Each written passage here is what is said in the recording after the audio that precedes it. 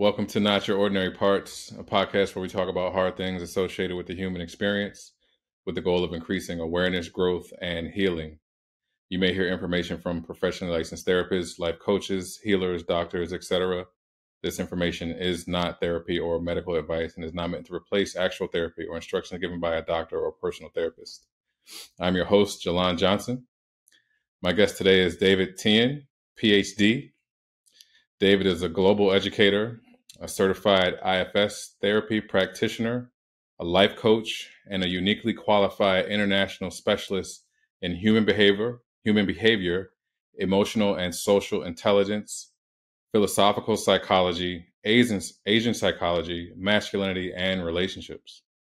So, David, welcome to the show. Thank you so much for being my guest. Thank you for having me on. So, yeah, I gave a bit of an introduction, but just to thank you. Just to allow the guests to get to know you better, can you tell us a little bit about yourself, how you got to how and where you are today? Yeah, so I started off my first career as a professor of philosophy, and at the time I was married, in my mid-20s, pretty early on. I was a conservative Christian as well, so I went to seminary for a little while, got the awards in biblical Greek and theology and all that, and then went into philosophy, specifically Asian philosophy and religion. And then I went on to become a professor at the National University of Singapore in the philosophy department. And while there, well, actually, just before I finished my PhD, I got divorced. And I also had a kind of change of faith. You might, if you're a Christian, you would say a loss of faith. And left the faith and coming out of divorce, now wondering what the heck is life? Because at the time, with Christianity, good and evil were defined by what God commanded, this divine command ethics. So now it was just all a free-for-all. And I thought, man, I'm almost 30 and I didn't have any fun at all. So I didn't, I wasn't supposed to drink, wasn't supposed to really go clubbing or go to the bars or anything like that. I was supposed to just read the Bible and pray and then find a nice wife and go to church. And then that went out the window. So I thought, I got to make up for lost time at least. And I tried to do that, but I had no clue what I was doing. I was a complete social misfit. I was a nerd. I was a philosophy geek and was not popular with any of the good-looking girls or anything like that in the university campus. And I got lucky. I stumbled upon this thing called pickup artists back then. And I met one of the world's top pickup artist companies that and he was actually in my Buddhism class. I was teaching Buddhism at the University of Michigan. And that went into a whole 7-year journey of narcissism when I became basically someone who cultivated the dark triad traits, mostly narcissism, in me. And that helped to get more casual dating experiences and casual hookups. And that kind of culminated in, then when I became a professor, culminated in becoming a pickup artist coach that morphed into dating coach, then later into a relationship coach when I got into a relationship. And this is all just trial and error stuff founded on evolutionary psychology, social psychology. And it wasn't until my mid-30s, the woman I was seeing for 3 or 4 years, like 4 years by that time, cheated on me while she was on a girl's vacation out in a different country. And I found out in a devastating way. And then she posted all over her social media with the new guy. And as a ego-driven narcissist whose main job at that point was as a dating coach, that was very devastating to my ego and my identity. And that's when I was questioning the hedonistic approach to life. Finally, what's the point of all of this? If it was just going to require a lot of hard work to crawl back up to that narcissistic pinnacle, and it didn't seem worth it to me. So I tried to take my life by jumping off the 57th story of the Marina Bay Sands, and I found out to my chagrin that they make it very hard to jump off that damn tower. And I didn't discover that till I was up there trying to work up the courage to do it. And I crawled out to the ledge, I had to go past 2 levels of security just to get to that point. And as I was sending my text message, my farewell texts and emails to my loved one, my family, my closest friends, one of my closest friends who was in Singapore at the time, most of them weren't, was alarmed at my farewell text and somehow triangulated my location and got me off the ledge. And from there, I was finally humble enough intellectually to look at psychotherapy and clinical psychology. And that's when I realized all the things that I had been going through, and I had the sort of framework for understanding it. I was a professor of philosophy, so I really loved to think about the meaning of life and love and meaninglessness and all of that. So that philosophical background helped to tackle those questions. But it was at least a year of just sort of walking through life in a daze, in a kind of dream state, trying to make sense of what the whole thing was about and what the purpose of us living here was for. And through this journey, I discovered IFS therapy, and that was the most powerful modality. But along the way, I'd gotten training in CBT, schema therapy, Gestalt, ACT, like everything, you name it. I just took every single training there was. And IFS was overall the most powerful for me. And that's the main one that I practice now. And I slowly, well, what felt to me like slowly transitioning, but to my audience that followed me, as small as it is, this might have felt quite abrupt, was the transformation from giving dating advice to men and then moving into giving psychotherapeutic advice. And that's where I'm at now. And I am blessed to be able to lead primarily men so far who've sought me out through self-discovery and using whatever tools are at my disposal to help them find love and meaning and connection in life. And that's where I'm at. Wow. That was, man, you had me captivated. I could have listened to you for at least another 20 minutes. Good Lord. Oh, wow. That's quite a story, man. Quite a story.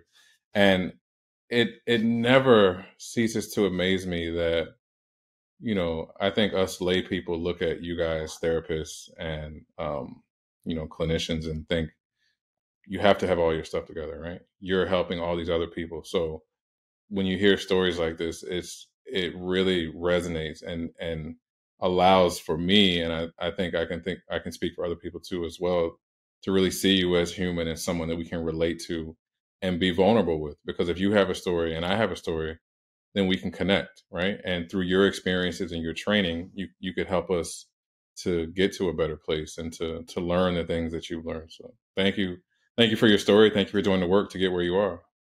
Oh, well, you're welcome. I just did it for myself. Really, just get the hell out of hell. Really. Thank you. No worries. So you also have a podcast called Masculine Psychology. Can you talk a little bit about that?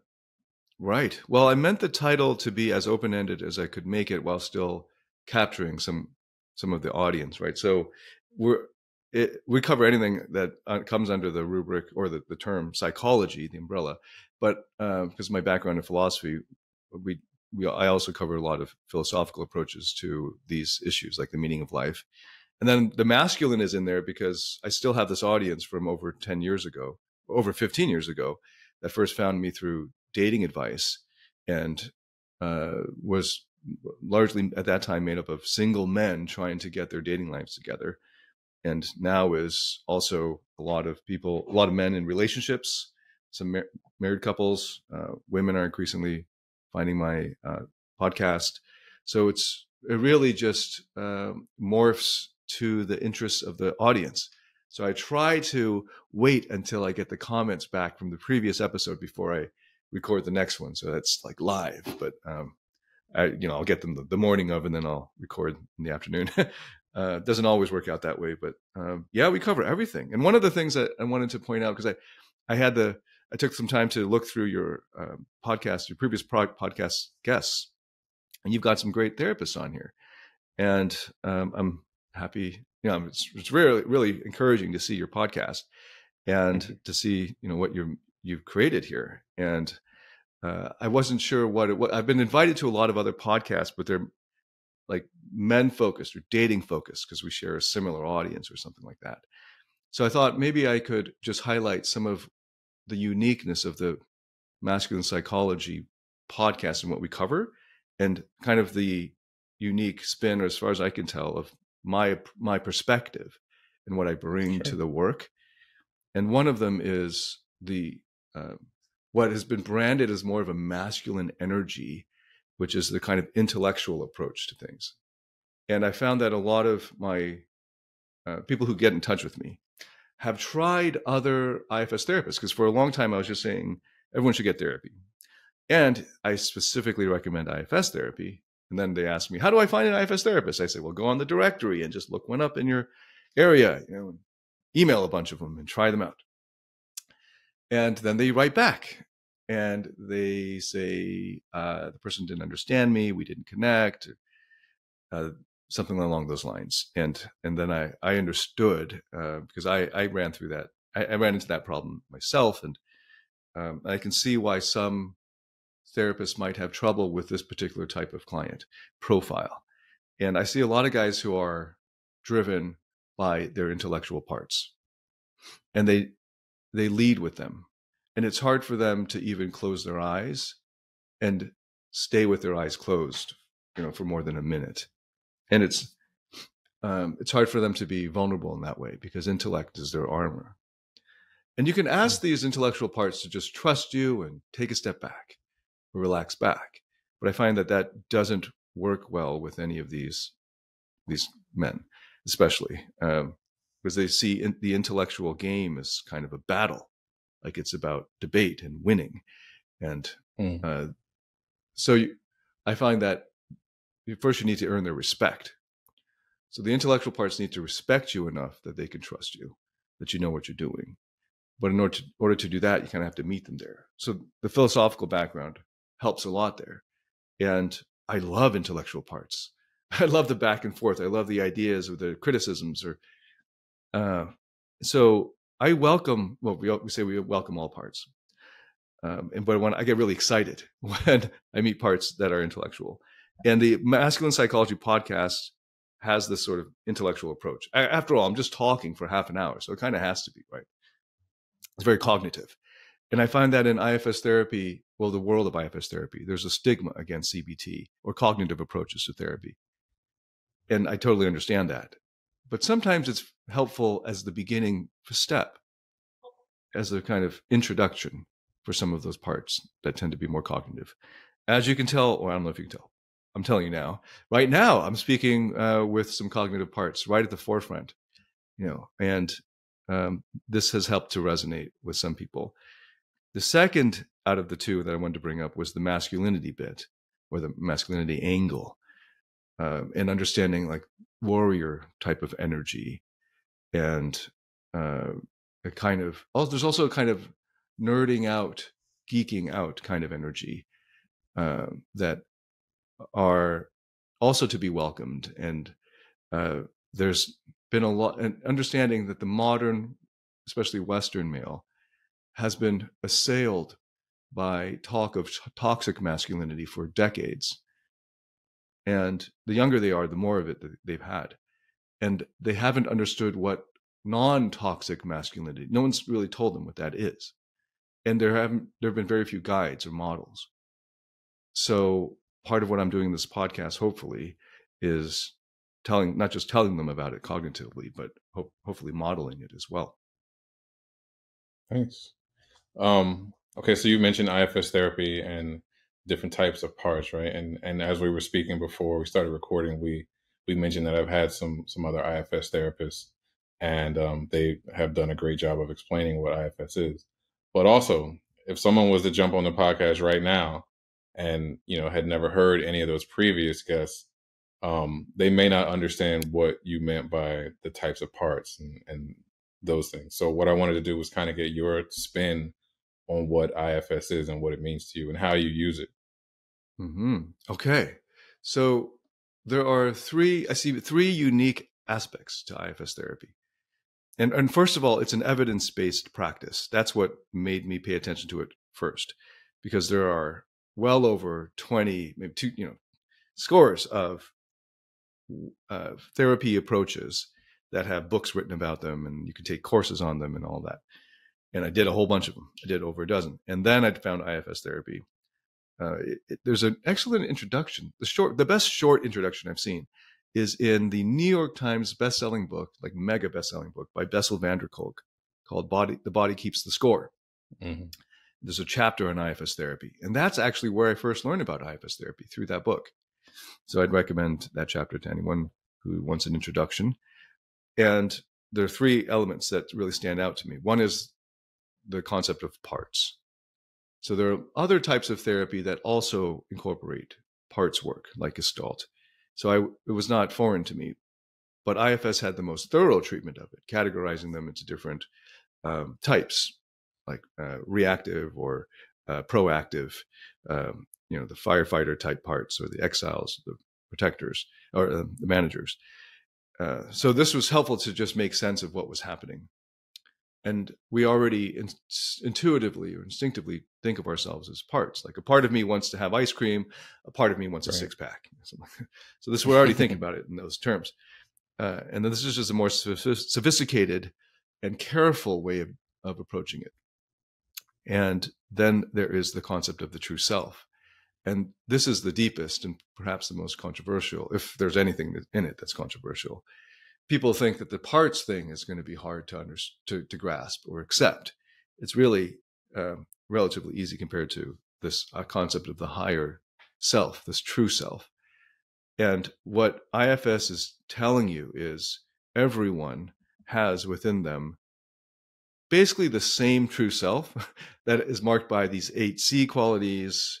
And then if you're also helping others, it's like the 5 Ps. The 8 Cs are, so the idea is that there's this true self in you and in everyone who is fully compassionate, curious, courageous, has clarity, creativity, is connected, is confident, and calm. Okay, so that's the message. There is this thing in you, this force in you. And this is the linchpin upon which the whole model works. Otherwise, you just have parts sort of in alliance or polarization, and they're all sort of jumbled up, and at the extreme, you could think of it even as a kind of a dissociative disorder if you can't make any sense of it and you can't get any control over it. They're just fighting each other. Without the true self, the thing just sort of doesn't get off the ground, right? So at the beginning, I would recommend sort of the first major project for you, other than getting to know your parts, which is relatively fun and straightforward, is to practice accessing your true self, your higher self. Because that step is always required to get further in the process. And then the third factor, or the third facet of IFS that really stuck out to me, is the experiential aspect. So I did a lot of training in other therapy modalities that are very popular. And a lot of them are talk therapy, which appealed to my philosophy parts and my intellectual parts, but didn't really make that much of a difference because, in fact, if you're smart, the theory is easy. Like the analysis, in my opinion, is the easiest part and the most fun part, because there's very little at stake. You just analyze somebody else. You can even analyze yourself, but nothing really changes. Sometimes just seeing it changes things, and just seeing it can almost always help, because then that help. What it does is the thinking parts will relax back because they kind of know what's happening. It's sort of like if you're going to go into surgery and you know what the surgeon's going to do for you, and you've agreed to it, you've consented to it, you've signed the forms, and you got all, gussied up for it. Now you're in that paper gown or whatever, and you agree. Okay, you can still be afraid, but you're like, this is good. This is for my own good. Okay, I'm just going to, put me to sleep and just cut me open and do what you need to do. But if you didn't know what the heck was going on, they had to strap you in there, and they're like putting this thing over your face to make, then you're going to really panic. So understanding it cognitively is helpful, but it's really just the first step. Then the actual real work is experiential. And that's, I find, a place where IFS really shines. There are other modalities that I was doing where it's more of what IFS would call kind of direct access, where you're speaking directly to the parts. And one of the most powerful things about IFS therapy was that you're trying to help the client access his or her own true self and empower them to do it themselves. And in a sense, then the client is not dependent on you to do the work. And you're kind of putting yourself out of work, which is a good thing. and so that experiential aspect of it was incredible. Just one other thing, I don't know how many therapists listen to your podcast as well, that I attended so many therapy trainings where it was simulations. And in fact, when they asked for volunteers to do some demonstration of something they just learned in the seminar, the volunteer who's volunteering as the client role will come up with some like real issue. Of course, everyone's a therapist, right? So, but the therapist person is now saying, I've got this thing with my mother or whatever, right? And then I've seen instructors say, no, is that a real issue? Is that a live issue? Okay, let's pick something that maybe your client would have. Like basically, they don't want to do it for real right there. And I thought, hey, that makes sense. So then we all pair off and we drill. It's like Brazilian jiu-jitsu, but with less at stake. Like you're just pretending. And it's still like I still have partners who don't know what they're doing. I'm like, just point at the next question on the paper. Just say that. This is so easy. And I did all these therapy things, and I didn't change my coaching style as a result because I thought, now I've got this training, but it doesn't really have this impact that I was hoping. Then I went to the IFS Therapy Level 1 many years ago, and it was, first of all, it's immersive for the first 10 days. I think there are 2 phases to it, the one I did, residential ones. And you're in there from 9 to 6 every day, 7 to 10 days in a row. I can't remember exactly how long it was. And they're dealing with real live issues. They want you to just really be there, and they want to work with your parts. And often the instructor will have something that he wants to demonstrate, but I've seen about half the time they just throw that out the window because now this person is really in there. She's crying. She's reliving this thing. And he's like, okay, I'm going to help the sex out part. And it's just this beautiful thing. And by the end of it, I've never been in an environment surrounded with so much love. And it's like 50 people who are in, by the end of that first week, like as much of yourself as you can be. And it was such a remarkable, transcendent experience. And I just wanted to bring a bit of that magic back to my clients, the people I work with. And it was incredible. So in a sense, that's why I'm such an advocate of IFS therapy. I can see how powerful it is. And then when you magnify it with all these other therapists, it's like a magic power. Anyway, so wanted to mention that. That sounds awesome. I mean, I've heard from other clinicians that when they get trained in IFS, they actually do have to participate in the groups, like you said, and do the live training. And I think that being a clinician who goes through the training, having that, in your back pocket allows you to do such a better job when you're working with your clients because you've experienced it yourself. It's not just something that, well, I read this book or I watched this video, but you've actually gone through it. So you know what to do and, how the parts will react. And yeah, IFS therapy on paper is not a complicated model, in my opinion. It's much less complicated than, say, schema therapy that requires you to memorize 17 different schemas and then identify them in a dialogue. IFS is relatively straightforward. The hard part of it is, just like in any kind of art, is the implementation of it. It's the emotional leadership of it. And at the time that I took it, it was still kind of an obscure therapy model. It suddenly, in the past few years, exploded. And now all of the trainings are far oversubscribed. There's like some kind of lottery system. But back then it was still a little obscure. So the only people who would have been and it was kind of expensive too. It was like 5 times more the price than the other therapy trainings that I'd taken. But part of it was reflected in the amount of time that they were putting into it. But whoever was there was really wanting to be there, just like it would be now, I'm sure, even more because of that lottery system. And then you'd have to apply. There's a whole application process. So you don't just pay and you're in. You'd have to write a whole thing. And so I was still one of the most underqualified therapists because of my background as a professor and a life coach. And I think the average age at my first training was in the 50s. And they'd been, average years of experience was like 25 or more. So these were very experienced therapists getting their first real formal training in this modality, which is astounding. And just like seeing this professional development commitment, to learn a whole new thing at this age and this stage in your career. And they had a lot of life experience to call on. But also they were very open. So one of the coolest experiences was we get into groups of 4 to practice what we've just learned. And there are only so many break-off rooms in the conference venue. And then there are at least, I think, well, there's about 5 or 6 groups of 4 in the main room. You're all in one big room, but you're, I don't know how far apart, 10 feet apart. And once you start, you get it's like a 90 to 2-hour practice session. You start to hear people crying like at this relatively the same time. And Wow. you know that it's crying. So crying isn't necessary for processing to happen, but it often is a mark that it's happening.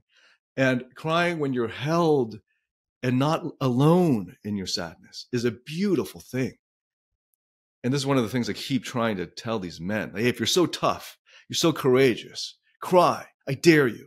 If you're so afraid of being vulnerable, and that's why I challenge them this way, trigger them on purpose, because they think they're so tough because they can't cry. No, you're scared. You're scaredy cat. Anyway, so get them in this room, and so people are crying. I started crying, and I was like boogers coming out of my nose and blowing my nose really loudly. And then I feel kind of embarrassed and blowing my nose so loudly. And then I hear someone else doing the same thing. And I hear us crying. And everyone's just open and vulnerable. And it was like, not only is my group of 3 other therapists holding the space for me to do this. And if I open my eyes, I see like one of them crying with me. And I feel connected. But I also feel connected to all of these other practice groups at the same time. Everyone's just open, but not crying uncontrollably or overwhelmed or alone. Anyway, it was incredible. I thought I would just share that. It sounds like it was. And we don't get to hear these type of experiences. I'm telling you, we look at you guys and we just think, I got to find a therapist who can help me because therapists don't have problems. They're not human. They don't have emotions. They don't cry. And so to hear a sign of, kind of a bit of a backstory in your training, what you guys go through and what you learn and, the emotions that you experience and process, it's helpful. It really gives you, it makes you more human. And I think that if people could see that going to therapy is sitting with another compassionate human instead of someone drilling you, trying to get you to, spill all your problems, it would be easier. So I appreciate all the stories you're telling. And I think others will as well. Well, great. Well, speaking to that point about therapists being kind of this blank slate, that whole practice started with Freud, and then it carried on. So it is important to not have dual relationships or things that might muddy the waters, or if the therapist shoves his or her issues onto the client and expects any kind of connection that way, or like a reciprocation that way. Those are all dangerous.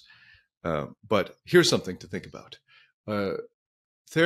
Professional therapists got into that field for a reason. What was that reason? Was it money? Well, it might be. Probably not. If most professional therapists coming out of a university aren't making that much per hour, and it's not a get rich quick thing because it's hard to scale because you're trading time for money. So it's probably not money driven. So almost always it's a result of their own experience. If they went to see a therapist, it helped them a lot. And as a result, they wanted to help others, or they got excited by this work. So you can assume that every therapist is messed up in some way, or was messed up in some way, and probably is in certain ways. And that's why they're in it. And that's the beautiful thing about it, because in a sense, you're not pretending. This is a space where everyone and everyone's parts are welcome. So, it's important to recognize that no one is this God. Man, I wish that could be the statement for therapy and therapists, is that we were messed up too, and now we're here because we want to help you. Right. Well, there would be a line wrapped around the building. Well, there's this powerful trope. Well, I shouldn't call it a trope. A powerful character that appears in stories that go back thousands of years. The wounded healer goes through this kind of hero's journey, comes out of it scarred, and but as a result, he's able to help others. Gotcha. I mean, that it makes so much sense, because you can't help somebody do something that they need help with if you haven't done it or you haven't been Right. through it. So, Well, there's I mean, this you other, can try, but you wouldn't do a good job. right. The only other way to go, well, the other major, I keep thinking trope, but the other major image that keeps coming up with the other major character is the divine child, right? So you have like a Jesus figure who's just born as the Christ, doesn't really go through, too much wounding, right? And just this precocious child. And you get that in some of the tales about the Buddha. So unless you're claiming you're God, you don't get to go that way. Right. Where did you get all this wisdom from? And there's another thing, as a professor of philosophy, you notice that in academia or in academics, you can find prodigies in the maths and sciences. These are like preternatural calculators. It's almost impossible, I can't think of one, to find a prodigy in wisdom. Like a 10-year-old child writing the deepest philosophy, a great wisdom. And it's because that is earned through experience. Mm.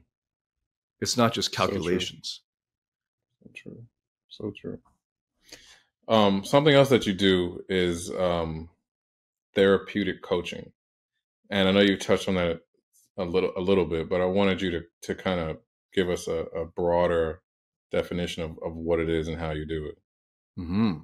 So before I discovered psychotherapy, I was a coach. First, I was actually, you could consider educators to be coaches. They're coaching you in some kind of knowledge field, especially graduate student instructors. They're more of the cheerleaders than the professors giving the lectures. And then I went into this pickup world, pickup artist, and I was a pickup artist coach. And it's sort of taking the same methodology, but with a new content. And then I was more into dating coaching, also helping women, put their best foot forward on a date and that sort of thing. And then in a relationship, which at the relationship coaching is kind of a joke if you don't have psychotherapy in there, but a lot of couples counseling is mostly relationship coaching. So there is a definite limit to coaching. If you want more than just to make more money or to get a better performance in your sport.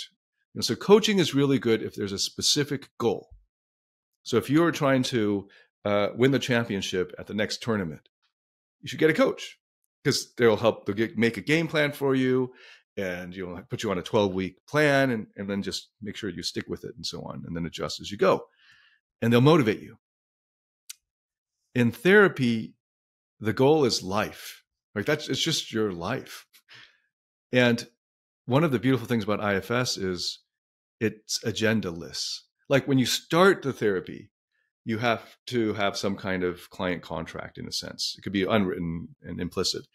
But the idea is you figure out why the client is coming to you, and you can agree whether you can do that for the client.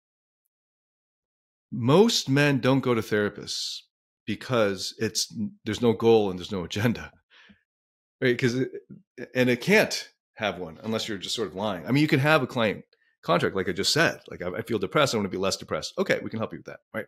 Right. But if you're like, most men won't even admit that they're depressed, or that they would go to someone who would help them. And the thing about the current therapy world and mental health world is 75 to 80% of therapists are female, which is also good because there are at least double as many female clients as male clients.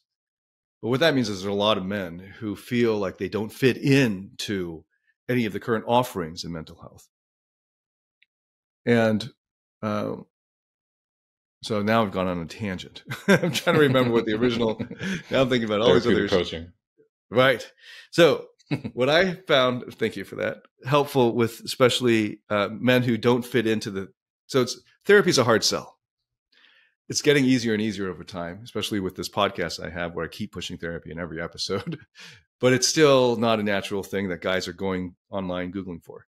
They are looking for results, though. And I found that a lot of men who don't have the results yet have a hard time in life. They're not high functioning. So they don't have enough money to pay the therapist. That's a big problem. They can't hold down a job, or they can't think clearly. They're sort of just stuck on endlessly scrolling their phones. Like they have a very short attention span. All of these things can be rectified with training and enough drive. So I have found that rather than starting them straight in with therapy, because you could do a therapeutic approach to motivational issues. You could find out the parts that keep distracting them and that sort of thing. But in order to do that, they have to have enough concentration or attention span to be able to just close their eyes and not just start thinking about, the video game that they're going to play next, or just having their thoughts taken over by parts going here and there all the time. So I found that coaching is really helpful for these guys. And what coaching is it's directive. Well, it's directed. I may not make it directive. It's relatively cognitive. Often there are things to do as a result. There's like assignments to do in between sessions. Read this book or listen to this episode or meditation. And even meditation itself, telling them to meditate, then coaching them along it, helping them find the right approach for them at that point in their lives. To me, this is all a kind of coaching. So therapeutic coaching for me is to take the best of what I know from coaching, including NLP, any hypnotherapy type of approaches, but also any kind of cognitive or talk approaches and any kind of motivational work. Tony Robbins is a great example of a successful life coach. And applying that to get them enough momentum so that they can sit long enough and be vulnerable long enough to do the therapeutic work. So, it's not just like the coaching and then therapy. I mix them up depending on what, I'll use whatever tools are available depending on what the client brings for that session. So that's how I combine therapy and coaching. I think there's a place for both of them, and they inform each other. So even within the closed-eyed, what IFS calls insight, where the client is with his own parts, and I might still help the client coach his own parts. And at some point when you've unburdened, and this is more of a my own spin on things, once you've unburdened these protector parts and they've taken a break because they're often exhausted by the time you meet them, right? So then they're tired, they just want to take a break. At some point, they're going to come back. You're going to start to notice that they're up again and they want to do stuff because you can't just sit on a beach all day, you get bored. These parts want to get back in it, get back in life. But now they're not in their old roles, but they still enjoy many of the old things because that's what they knew. There's some part of it that they enjoyed. And now coaching really comes at the beginning and the end. Because now, for instance, if you have a part of you that's like a warrior part, but it was maybe going overboard, it was toxic, and then it goes to rest, then it comes back, and now it wants to get back in your body. It wants to feel again. Right now, it has to learn how to get along with your lover parts, for instance, right, or the part of you that plays with the little kids. Now, it might get right in there and wrestle with your sons or something, and it just has to be coached back into it, and that's a really beautiful thing. So a lot of men who come to me are originally found me because of their dating problems. And then you take them through this therapeutic approach, and now they're unburdened. And now they find that they have relatively little interest in the old approach to dating. Like they have no patience for it, right? Because they're not trying to get every girl to like them anymore. They don't really care what their profile photo looks like on the app so much because they love themselves. And they're like, I want to find a woman who would see past all that superficial stuff. And that's great. And yet the guy still needs a fashion makeover. Like, hey, you're not really looking as good as you could, Or maybe he should stop eating all those Krispy Kreme donuts. Maybe you're treating your inner child a little too well, right? And you're getting some debilitating medical issues down the road. So now coaching comes in because there are other parts that are sounding the alarm on these things. And those are healthy intentions and motivations. And so then now we're back into a kind of coaching mode of coaching him through his lifestyle changes and that sort of thing. So it's a 360-degree kind of approach to helping a client, therapeutic coaching. That's awesome. I love the way you broke down how the parts, once they can go to rest because they are exhausted because they've been working so hard, they come back, they have another job, they want to get in there and do something that makes so much sense because they don't just go away. They're still there. They just have a different job now or a different function. So That was a great explanation. So thank you. Oh, thanks. Well, on the dating issue, just one last example. I have quite a few clients who were interested in flirting better. And that's how they found me originally. But they had all this anxiety and nervousness that blocked that from happening. Then you go and meet all of these parts that are holding all of these needs that aren't being met. and you unburden those, and then it's great. And they could just stop there, and they'd already be far more charming or charismatic or, funny than they were before. But then they sometimes want to go even a step further, because now they have these parts that really enjoy flirting and building sexual attention. And now they want to learn how to do that, so that's within their control. How to use your eye contact in a way that draws people in. And so that's something that now that type of coaching can make a big difference in their lives. And it's fun. And they pick it up really fast because they have parts that are already interested in it, enjoy it, and have some kind of talent for it. So I'm going through now some of that with my own parts when it comes to writing. I found a few different writing coaches. I've been working with one for over a year, and I've discovered I have a part that really likes to write, but was very protected by other parts. So working with them eventually allowed them to open up access to this creative writing part. But he's very sensitive. He's very easily scared off by the business parts, or the intellectual, the philosopher comes in, and he just scurries off in this tower. So there's a whole for me, a kind of ritualistic approach to saying, hey, it's okay. You can come out and do your thing. And he loves to write stories and fables and things like that. And he's still getting the confidence to just go for it. And the other parts that were kind of nervous about this are really on board. So it's coming together. The good thing is it's all really fun. Right. So no matter if I get good at it or not, it's fun. And I'm helping this creative writing part, which is sort of more just a creative part, come into his fullness more. I think any art then with that too. Yeah, go ahead. I was going to say, I think any artistic parts would be a little timid, because there's vulnerability that is associated with that. And even though you may learn how to be vulnerable, those parts may not have, caught on or be on board just as much. So I think that the writing, because I feel the same way, not that I'm a gifted writer or what have you, but when I do write and I get vulnerable, I'm always nervous about posting. Like, what is somebody going to think? Yes. Is this good enough? Blah, blah, blah, blah. So I understand what you meant by that. One of the things that my system has contracted with that creative part is we will show no one the first draft, the vomit draft. Once we've made this agreement, and we will not violate it, we'd rather burn the paper. Then it was just flowing, and you can try to experiment with different things. One of the ways that, speaking of artists that I've worked with, that get away with it is the technicality of the art. So if you think about jazz, there's a high challenge of technical sophistication. And you can have a kind of jock jazz where when you play your solo, it's aggressive. It's like in your face, and he's just showing how fast he can play and how loud and how high. And there's that level of expression that isn't vulnerable. And then there's the type of expression where you're just feeling out this piece for the first time, or you're writing some music and just trying some things, and that can easily be squashed. So those are usually young parts that are very good at that, but they need that encouragement. And this is part of where we now help to coach these parts, in a healthy system. So it's the IFS approach is like endless. It can continue all the way to the end of your life, really. I agree. Something else I wanted to get into with you is, because you coach and because you have, this background, a lot of the coaching stems from people needing help with their traumas. So I wanted to ask you, in your opinion, what is trauma and what are some of its side effects that you see with your clients?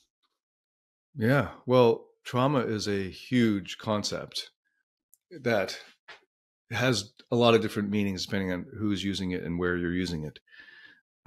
There's a concept that I like to tell clients about, which is micro traumas.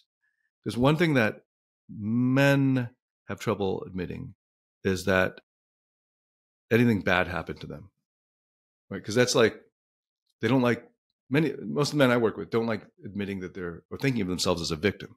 And they were also, of course, because of toxic masculinity and just sort of toxic parenting, we're told to not cry, to not show weakness, to not whine or moan or whatever. So if I can get them on board with micro trauma, and I start with, just building muscle. This is good for you. Right? You're like breaking down muscle, and then you rest and recover and get some protein in there, and it gets bigger. So we need to have life is made up of micro traumas. That's how we grow stronger, kind of an anti-fragile concept.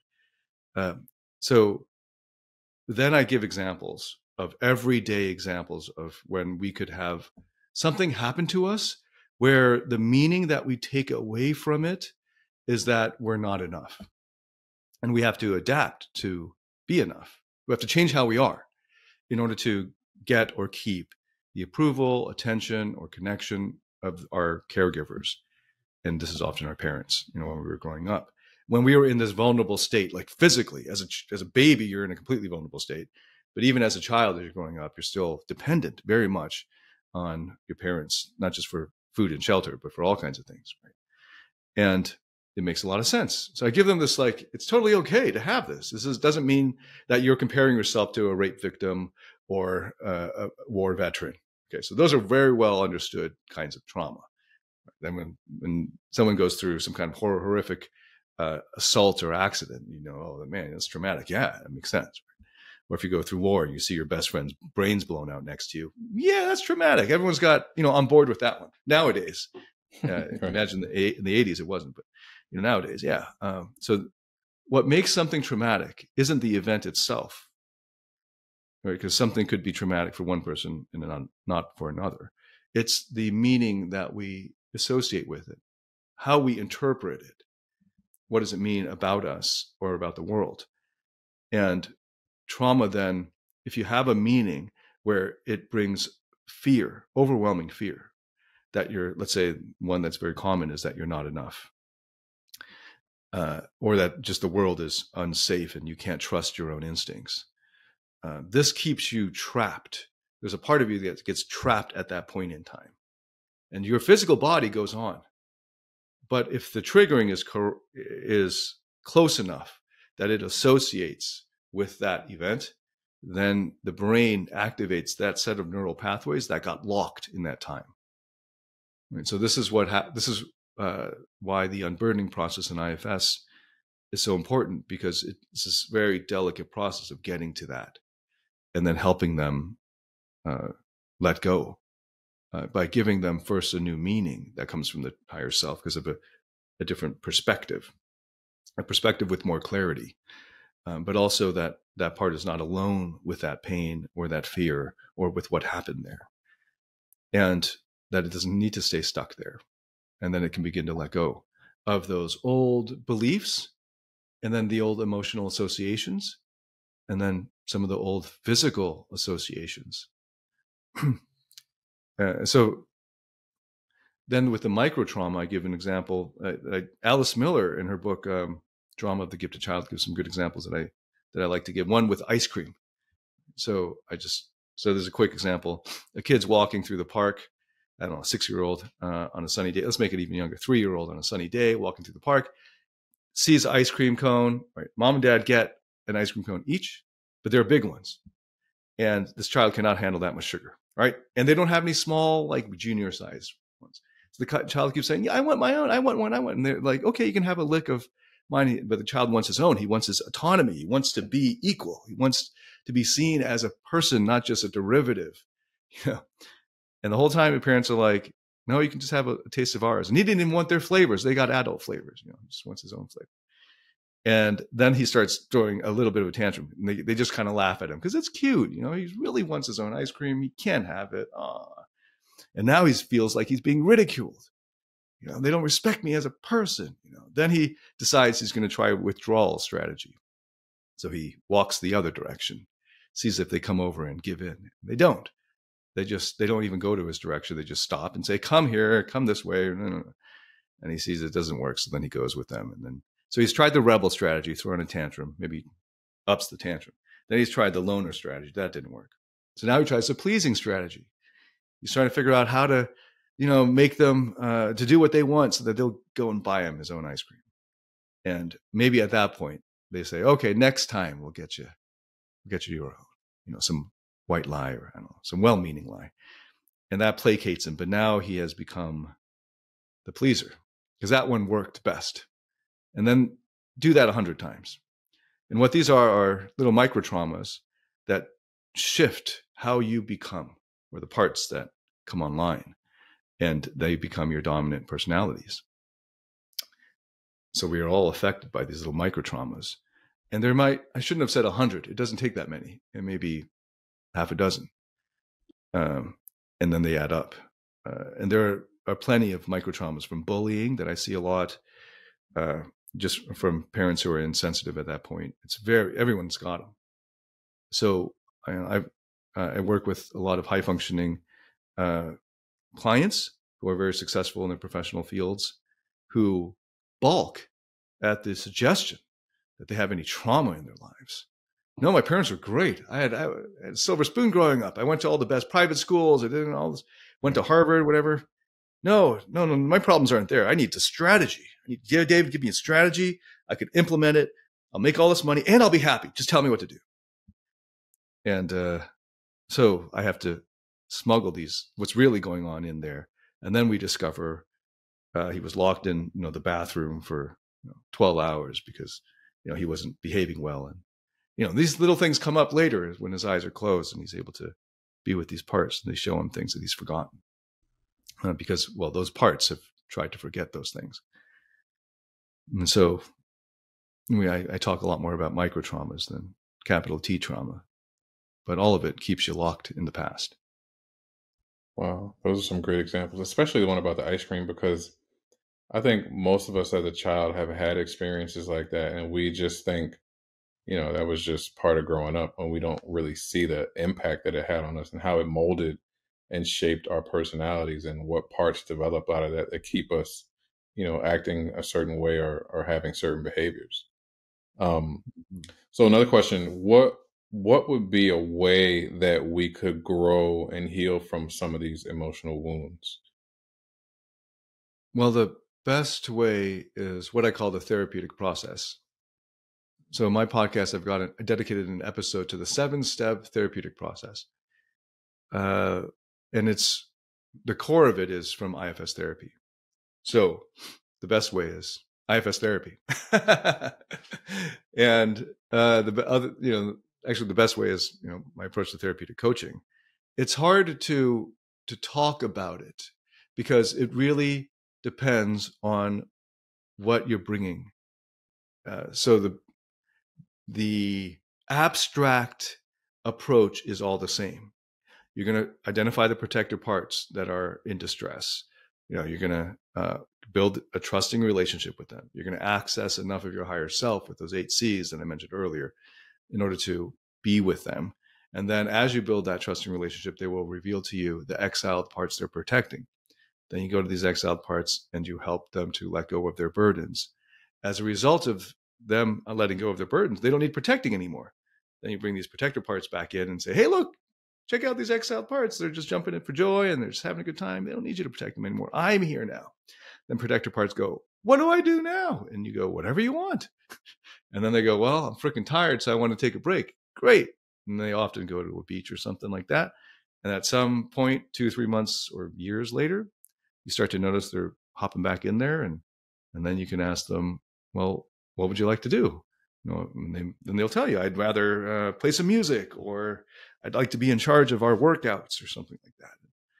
And then you find them a good spot for them to be in, and then you integrate them. And then you repeat this whole process ad infinitum for every pairing of protector exile part that you identify. And then that last step of coaching them through their healthy roles that will go on forever. So that's what you do. But it's one thing to hear it theoretically and another to undergo it, experience it for yourself.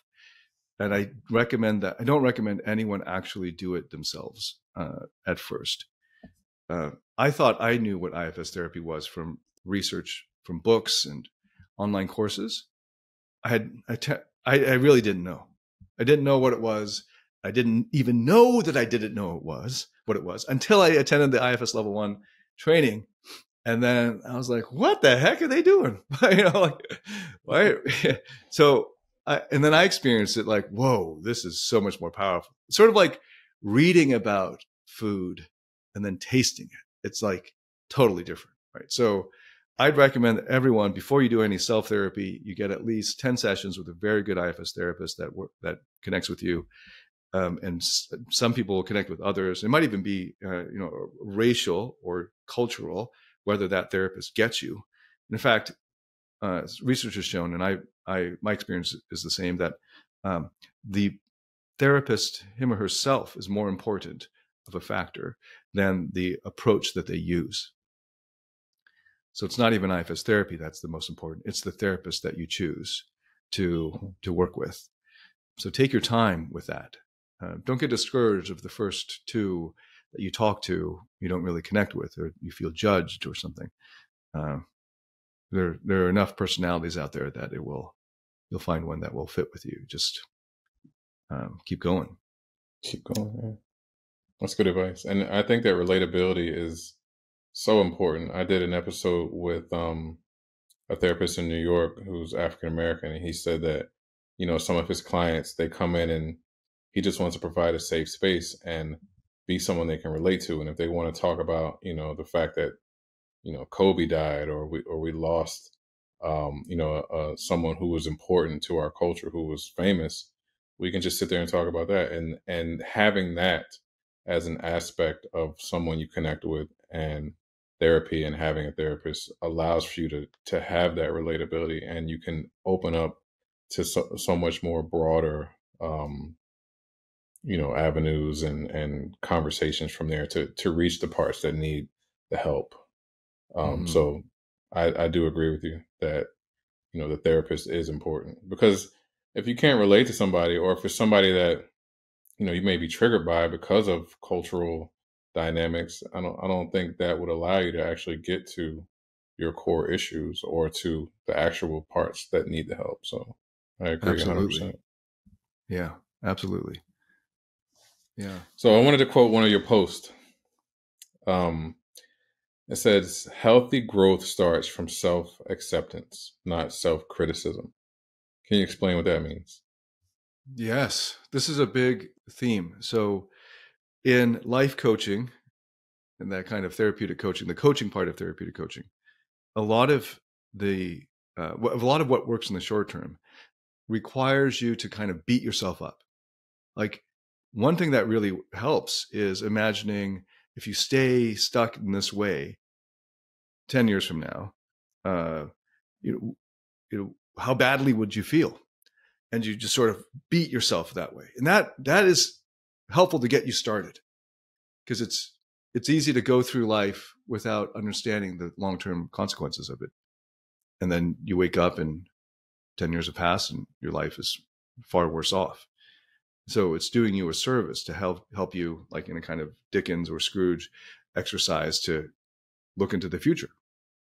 But if that's the only approach that you use, then when you want to step it up a notch or level up, you're just going to keep using the whip. And the whip obviously leaves all kinds of debilitating scars and long-term consequences that will make things worse. So I've discovered that, and this is sort of a paradox for achievers, that if you begin with self-acceptance, that however you are right now, you can acknowledge that you want more. You want more money, or you want a wife, from the kind of guys I'm working with, or you want a thriving social life. You want these things. But if you can see yourself as you are now and accept not only that this is reality for you, because that's already a big step. You're not in denial anymore, but now this is how things are. And even further, that you can appreciate it.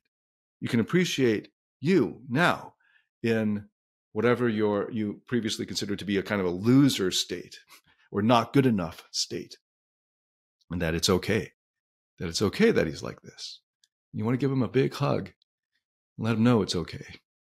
And let him know you love him just the way he is. And you're not going to love him more just because he made more money or, won the trophy or whatever, or got a better body. You're happy for him if he does that and if that's what he wants. But you don't need him to change in order for you to love him, that you love him just the way he is. And that's where acceptance will naturally grow into love if you can just stay with it long enough. From there, you'll discover what you really want to do.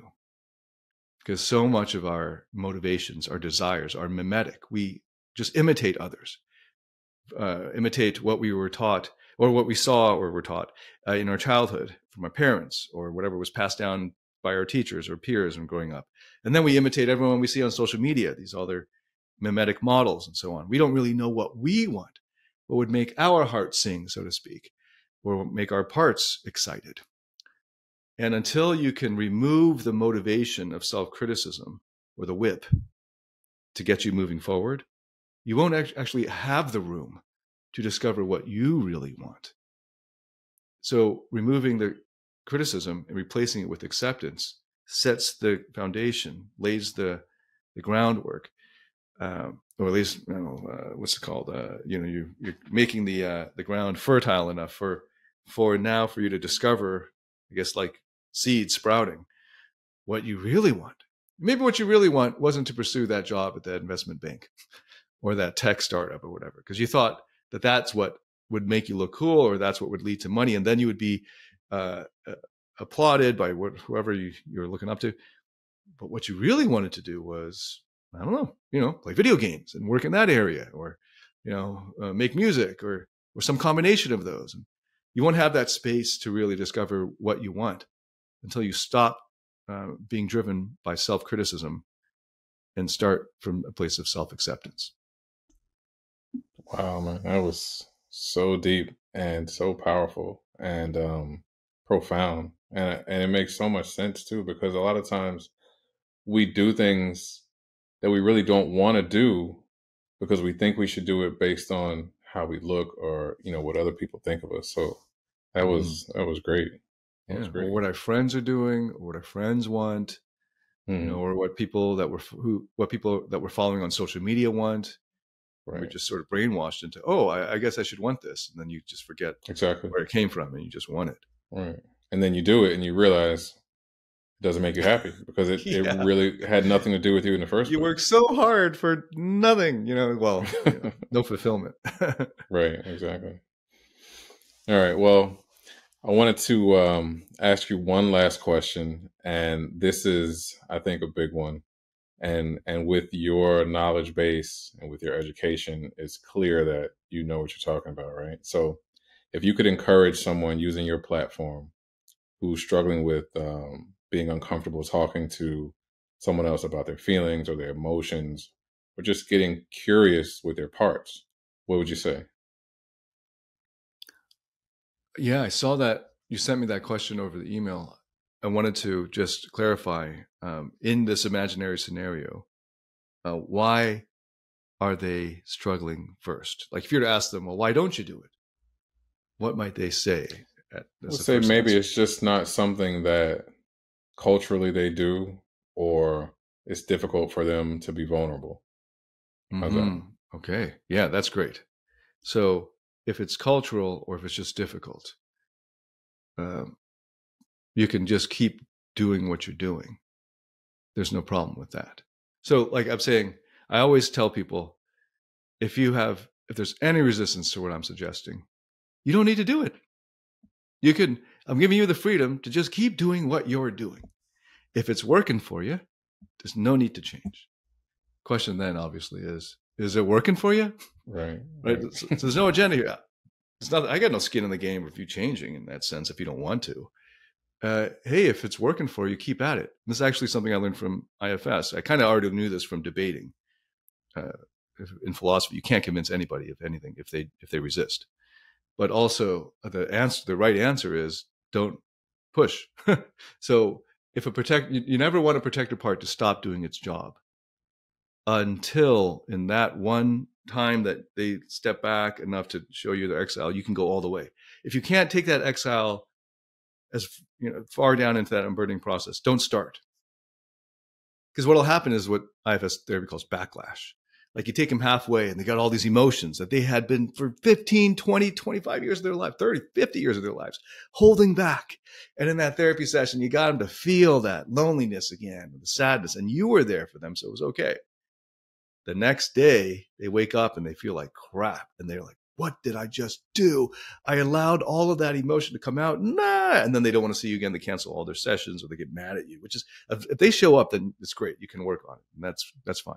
But the worst is when they just ghost you because their parts have now lost trust in you.